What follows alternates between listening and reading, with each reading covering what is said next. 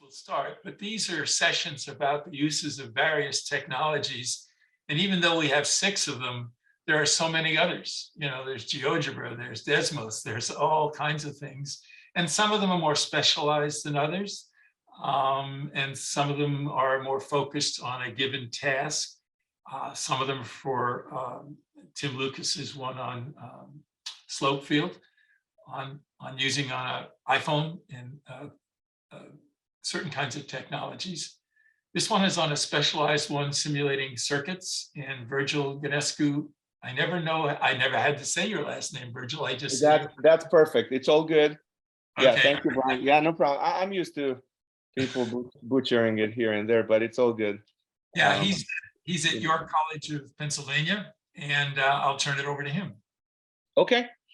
Welcome, everyone. I hope you're having a fabulous Friday afternoon since you're here, and end of the week as well. And with that said, let's go ahead and spend a few minutes talking about this platform, this virtual simulator, particularly used in creating a virtual environment for electronic circuits. Now, the question is, why did I choose Multisim and this specific application?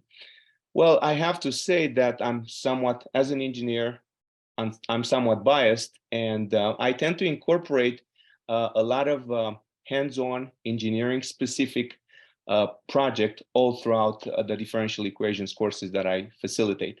So case in point, today I would like to take a few minutes and talk about this Multisim. Let me see how I advance through the slides here. Okay, so this Multisim is a virtual simulator based on a programming code. The platform is relatively expensive. However, in the project-based environments that I'm trying to create in differential equations, we are using either the software installed in EE labs or the limited time free of charge versions, educational version for students to use. Just to make sure I introduce the platform correctly for those of you who may not be fully in tune with the electronics world and such, the idea is to create a circuit using a virtual simulator before actually building the circuit in an EE lab. So that's engineers. Now, behind the scenes, as one of our colleagues was stating earlier, behind actually building the circuit and everything else, you have the mathematical background. So this Multisim is based on a programming code. It's industry standard Multisim and electronics workbench that are using a virtual schematic environment to visualize and analyze the behavior of various electronic circuits. Anywhere from running a simulation, putting a bunch of components together, all the way to collecting data via standard measuring apparatus. In this presentation, I would like to take you through how we use Multisim in an introductory differential equations course to illustrate the fact that there's a lot more behind a second order ordinary differential equation that we solve on paper. So students tend to like the practical applicability, and most importantly, validating what it is that we do on paper in this simulator. As far as the theoretical background, this is an area where I constantly struggle when facilitating this course, and particularly this project. Not all students taking my differential equations courses have physics/engineering background. And with that said, there's a bit of theoretical background that needs to be introduced, such as what a resistor is, what a capacitor is, what a series circuit is, etc., etc., etc. In the interest of time, I just simply presented the data that we use in a sample simulation here on the slide, and I can easily share with all those interested. So we're looking at a small signal series RLC circuit with the parameters that you see on the screen. 500 ohms resistor, 500 ohms resistor, 10 millihenry inductor, 1 microfarad capacitor, and we're looking at 1 kilohertz frequency. Now, running through various simulations, it appears that the damping factor of such a circuit doesn't really make a big difference in terms of the validity of the results. And again, part of the theoretical background, the governing equation, second order equation that you can see on the screen. Dependent variable at stake here and targeted will be the current through the circuit. And you will see in just a moment that we run into some practical logistical challenges, such as how we measure current in various areas throughout the circuit. Okay. Before I continue, are there any questions so far? I see. Okay. No questions? Okay. So let's carry on. Solving this, the governing equation using the method of undetermined coefficients. And oftentimes I have the luxury to have computer science / computer engineering students in my class. And we stretch out this project-based exercise to include a tiny program that our computer science, computer engineer students share with the class, a little computer program that helps us solve the problem using an adjacent software piece. And other engineering majors seem to be quite puzzled by, oh, okay, so what exactly are we doing here? Are we reinventing the wheel, just solving things by hand, or what is the exercise? So with that said, we're solving the equation, method of undetermined coefficients manually and or some program created by fellow colleagues in the class. And for the parameters that I mentioned earlier, you have equation 5 that represents a particular solution, whereas equation 4 on the screen would be the homogeneous solution to this equation.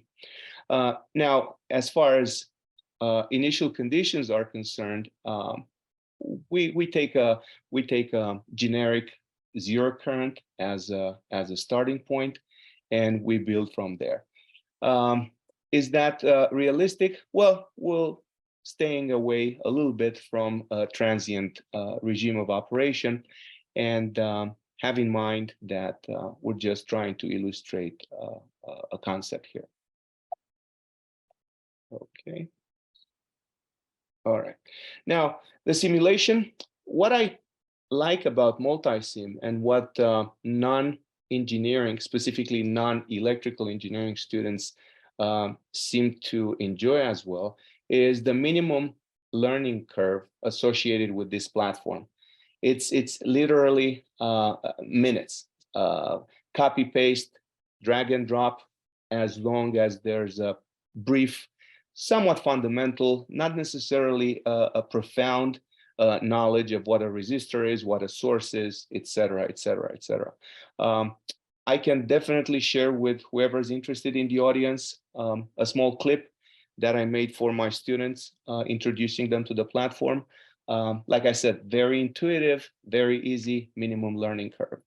So what you have on the screen, for those of you not seasoned with the electrical world, we have a series circuit.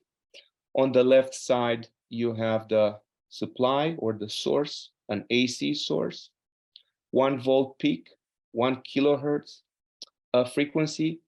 Moving on upwards, we have a 500 ohms, a 50 ohms resistor. I believe there's a misprint somewhere because I started with 500 and now I'm down to 50. Regardless, that can be easily changed. We move on to the right. We have the 10 millihenry inductor. And lastly, on the right side, we have the 1 microfarad capacitor.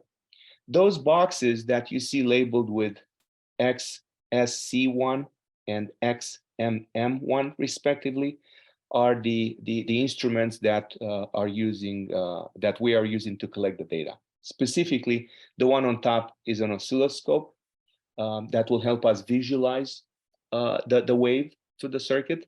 In our case, we will be looking at the voltage.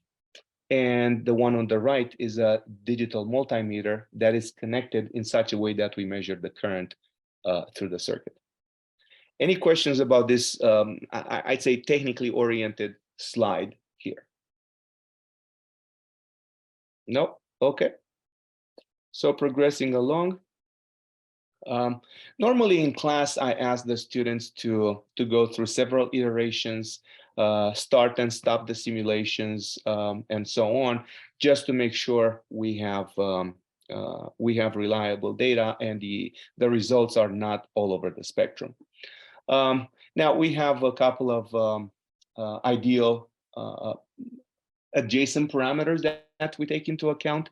Zero tolerance of the components, that one may find somewhat idealistic, because when the students happen to build this circuit on a protoboard, like a physical prototype, the results may be slightly different due to the various tolerances, various initial phase shifts, and some minimal internal resistance. Constant operating temperature is not something that we oftentimes care about, but that's worth mentioning just in case students are looking at extreme conditions and so on. Now, what you have on the bottom of the screen is a screenshot of the voltage measured by the oscilloscope as captured across the resistor. Let me see if I can go back. Okay, I apologize for this right here. So on this slide, you see you have the oscilloscope connected across the resistor. And that oscilloscope measures the voltage drop across the resistor. We can derive the current by using Ohm's law.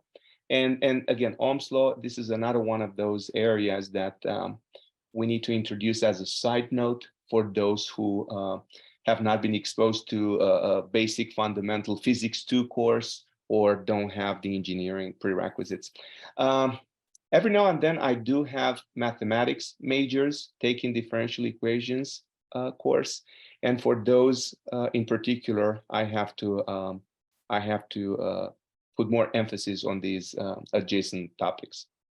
All right, so back to the slide here. Oh, there was a question in chat. Definitely, Matt, I will send you an email with the video. Absolutely. Thank you for the question.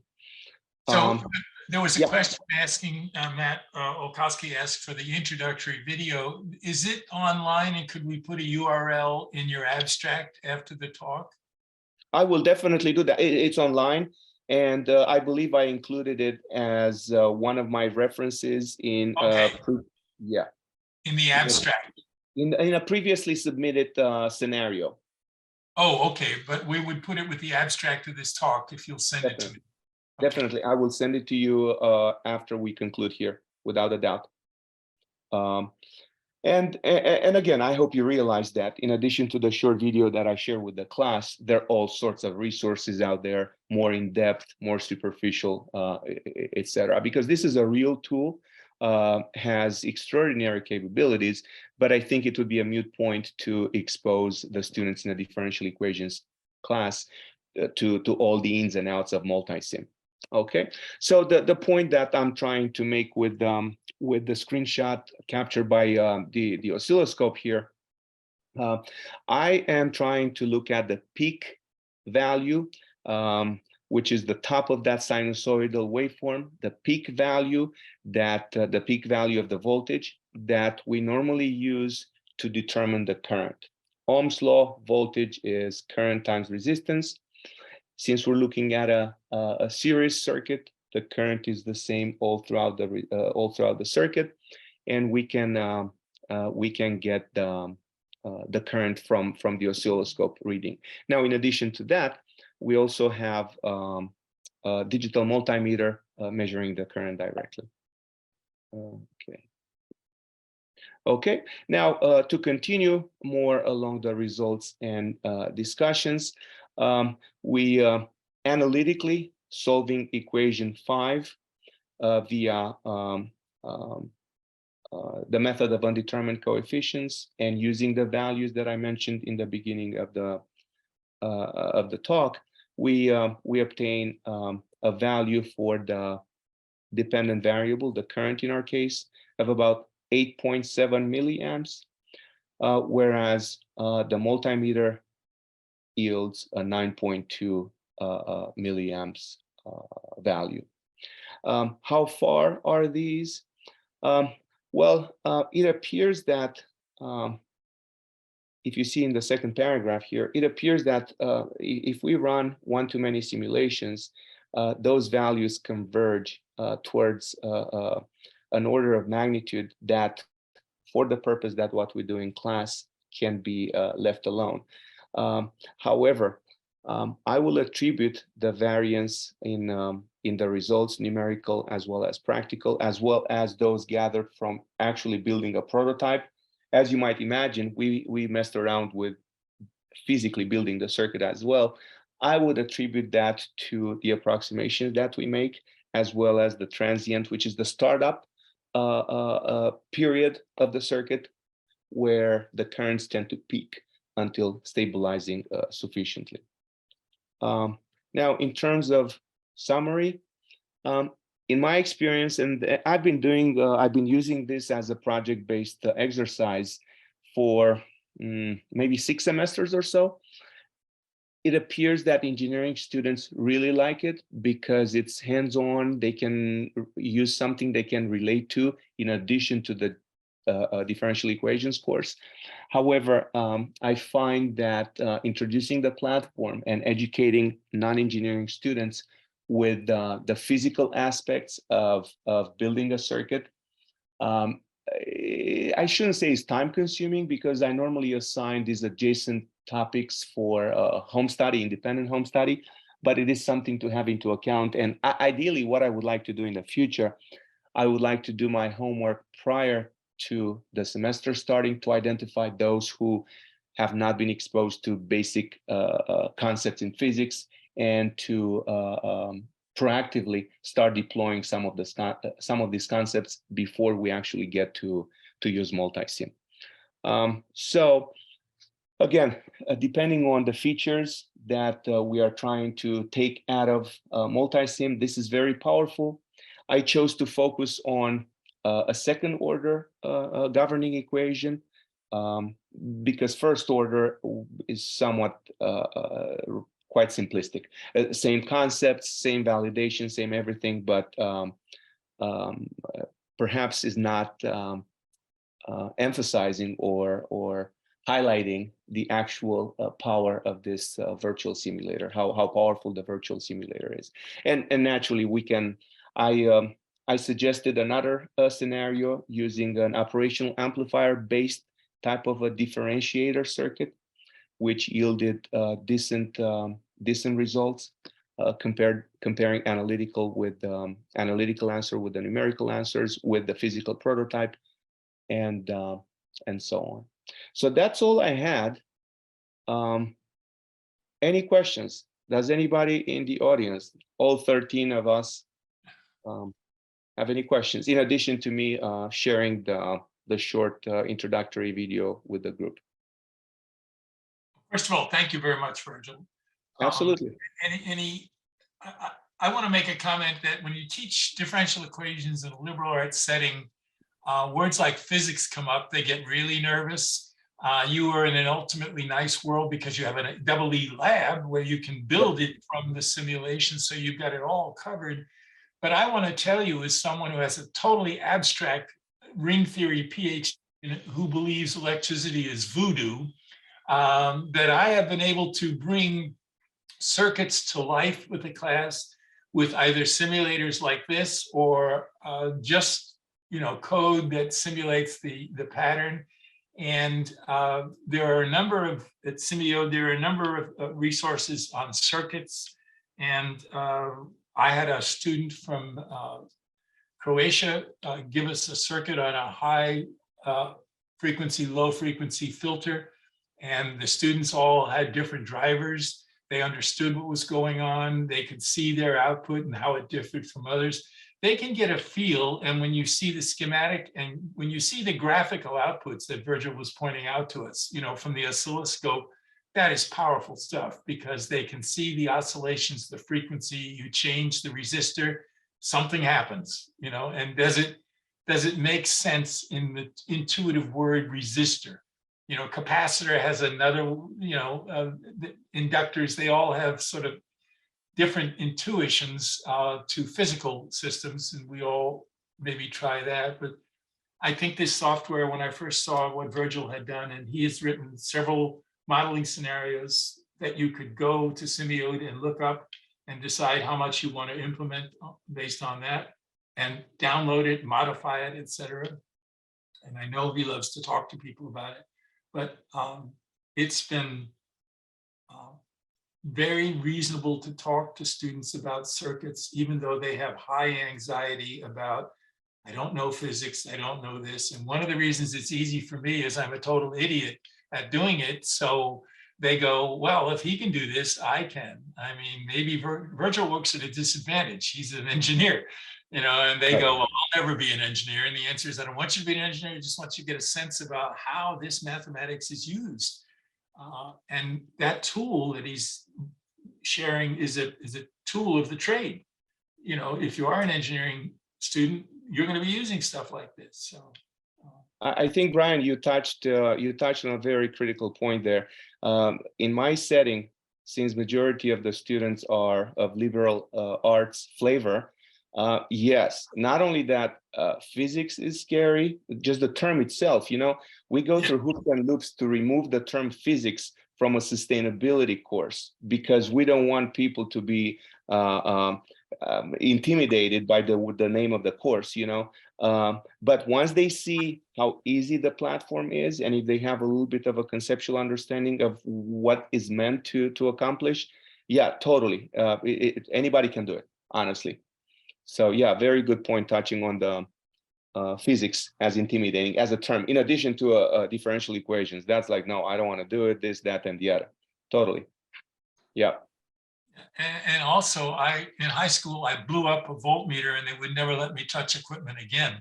So, I understand that as well. And the simulator would have been nice, but in the 19th century, when I went to school, they didn't have those. Totally. Yeah. Very powerful stuff. Any other questions, suggestions? Have other people use this software? Any ideas on building? Paul has a question. Did I use Multisim as it was? Yes. Since I'm on a quest to use as many open source resources as possible in the differential equations course when it comes to projects. I use the educational limited time version of Multisim with the limited features that are built in. Now, limited features are way beyond what we may need for the purpose of this experiment. The full-blown version that we have in EE Lab, it's expensive. It has more bells and whistles than necessary for our purpose.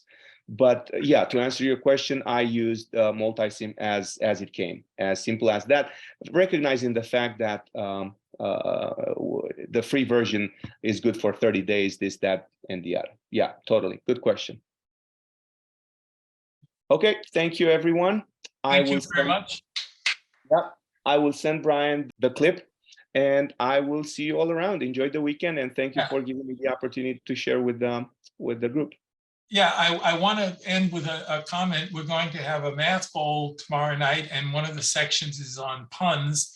And so I wanted to tell Virgil I got a real charge out of your talk. Okay. Oh, wow. Okay. All right. I'll take that. Okay. Thank you. Enjoy the weekend, you guys. Bye-bye.